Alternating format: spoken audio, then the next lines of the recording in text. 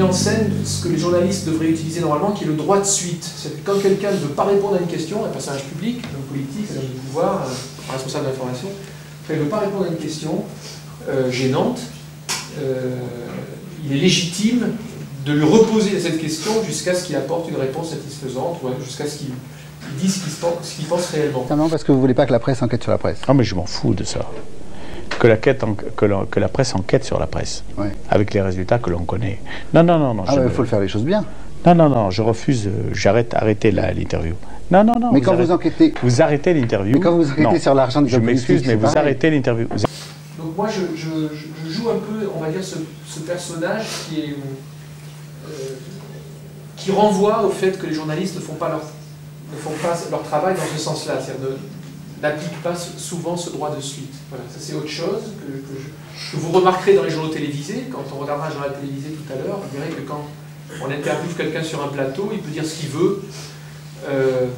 Rarement on lui demandera si la réponse est insatisfaisante ou si c'est de la langue de bois. Rarement on lui dira non mais je vous repose la question.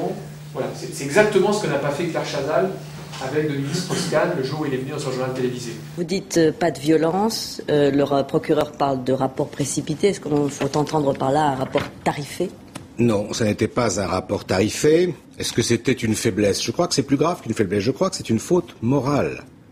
Et je n'en suis pas fier. C'était de la communication, ce n'était pas des journalistes. Ils savaient déjà, Dominique Strauss-Kahn savait parfaitement quelles questions allaient lui être posées par Claire Chazal. Il savait très bien qu'il n'y aurait pas une question critique. Il savait très bien qu'elle n'allait pas demander à plusieurs reprises ce qui s'était passé dans cette chambre d'hôtel à New York, etc.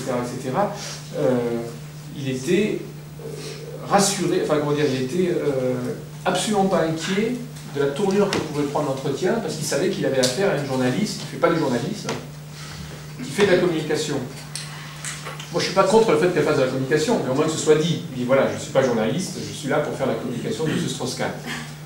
C'est ça l'honnêteté, c'est qu'il y a une espèce de sainteté tout au long de l'entretien qui dit, attention, Dominique Strauss-Kahn n'est pas interviewé par une journaliste de TF1, il est interviewé par une amie de sa femme, Claire Chazal, qui est en train de lui dérouler le tapis rouge et qui est en train et qui ne fera pas preuve d'esprit critique à son égard. Voilà, s'il y avait juste ce déroulant en bas de l'écran, au moins les choses seraient claires et il n'y aurait pas de tromperie. Là c'est la bonne heure, il n'y a plus de policiers, il n'y a plus de garde du corps. Ah, il y en a un qui arrive là, c'est pas lui? Oui, c'est lui, je crois que c'est lui derrière vous, les gars.